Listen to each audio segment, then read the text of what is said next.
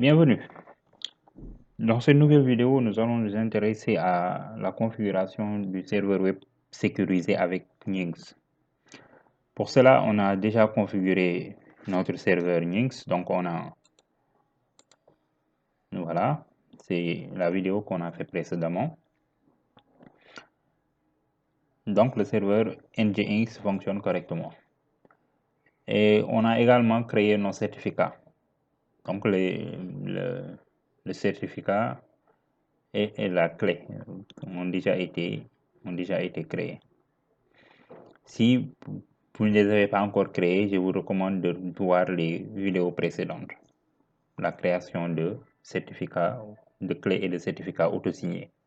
Donc, on a déjà la clé et le certificat. On a également le serveur Nginx qui est configuré. Donc, ce qui reste juste, c'est le faire passer en HTTPS. Parce qu'actuellement, il fonctionne avec HTTP. Pour cela, je vais venir sur le serveur ici. Bon, je vais d'abord montrer la clé et le certificat qu'on avait déjà. C'était dans PKI, TLS, CERTS. Voilà. Je valide ici, je mets LS. Donc, on les avait ici. On avait le certificat et la clé ici. Donc, c'est ça également, ces deux éléments-là également qu'on va utiliser pour chiffrer la communication avec Nginx.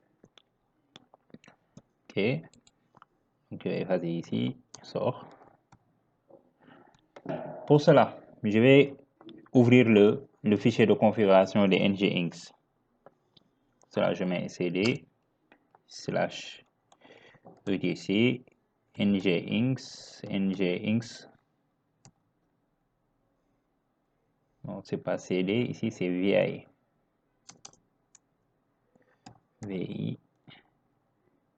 /etc. Voilà. Nginx.conf. Là, je vais numéroter.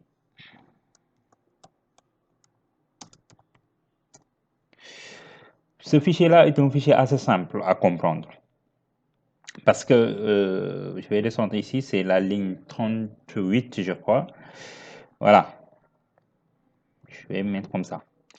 De la ligne 38 à la ligne 58, c'est pour la définition d'un serveur web non sécurisé, donc HTTP seulement. Donc de 38 à 57. Ça permet de déclarer juste de faire fonctionner le serveur avec le HTTP. Maintenant, de la ligne 59 à la ligne 87, ça c'est pour tourner avec le HTTPS. Donc le plus simple pour nous, c'est de commenter les lignes de 38 à 58. On va commenter ces lignes-là. Pour commenter une ligne, on met juste un dièse devant. Donc, je vais commencer par la ligne 38. Je passe en mode insertion et je mets dièse. Et je mets dièse également. Hein? Je mets dièse. Donc, de 38 à 58, on va les commenter.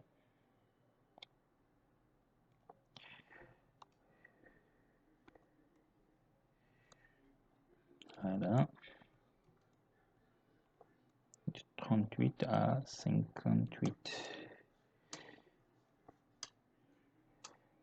Donc, si on commente la ligne et qu'on décommente maintenant les lignes de HTTPS, on utilisera le HTTPS directement.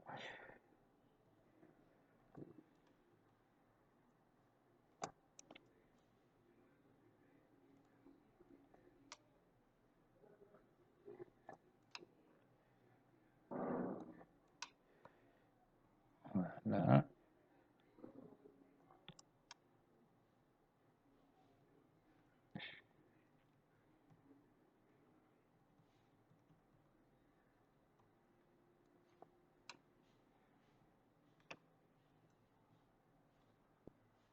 Voilà. Actuellement, maintenant, on a on a commenté les lignes concernant le HTTP. Et on va maintenant décommenter les lignes concernant le HTTPS. Ce sera de la ligne 61 jusqu'à la ligne 87. Donc, ici, on va enlever 81. Si vous regardez bien ici, on nous a mis setting for a TLS enabled server. Donc, on va décocher ces lignes-là jusqu'à la ligne 87. On va les décommenter.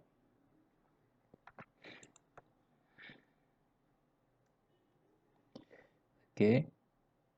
Là, on décommente également. Donc, listen maintenant, ce sera 443, le SSL HTTPS2.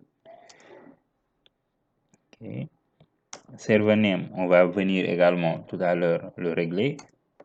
L'emplacement par défaut, on va laisser à l'identique, c'est déjà réglé tout à l'heure. SSL certificate, on va le renseigner, la clé également. Là, ce sera inchangé. Donc,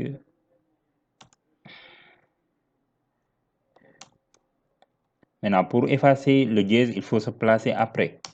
Il faut se placer après le dièse pour pouvoir l'effacer.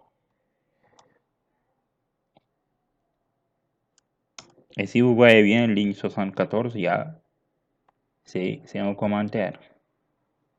C'est pourquoi le dièse, vous l'avez à l'intérieur des lignes, de la ligne plutôt.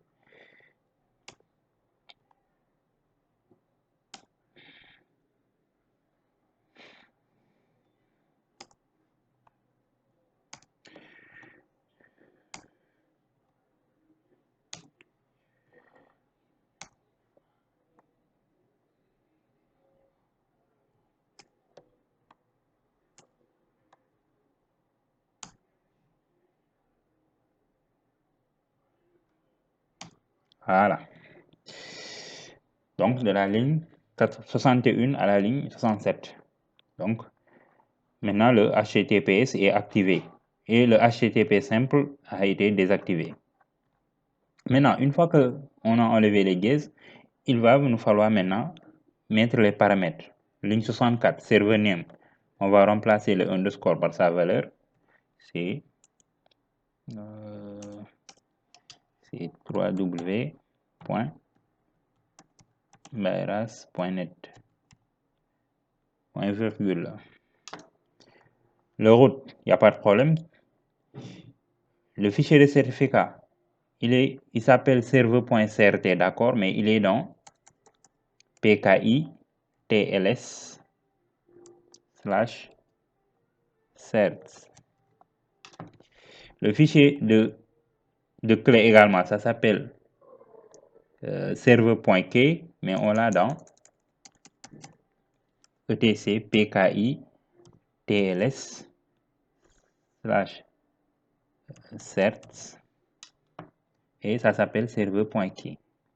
En gros, c'est ces modifications-là à apporter. Bon, je vais, voilà, ok. Donc, listen, ça on le laisse par défaut. Je vais changer un peu ici. Listen, ce sera 443 et c'est HTTP2 default server.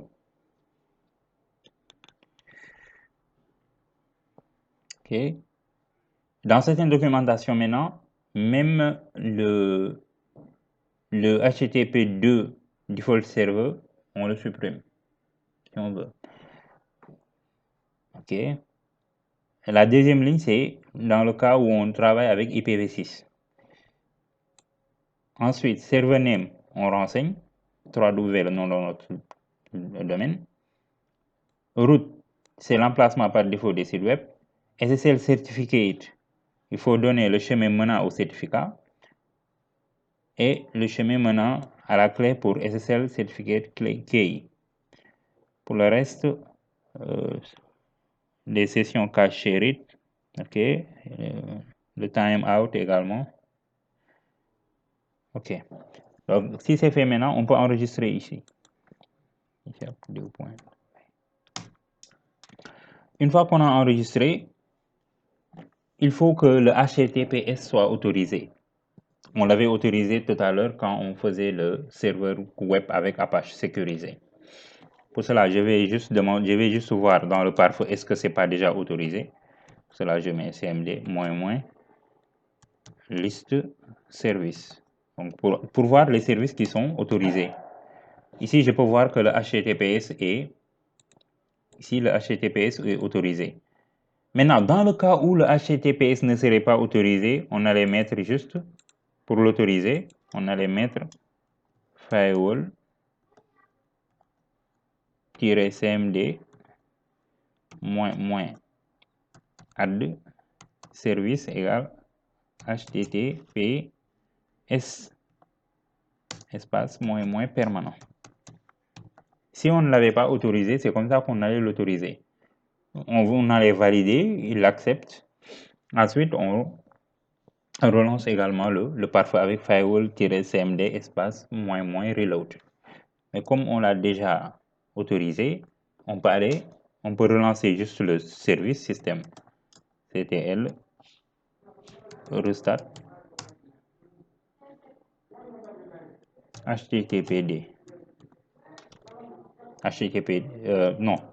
nginx plutôt. nginx, voilà. Ok, et on va aller maintenant tester sur le. Voilà, là on va mettre HTTPS maintenant.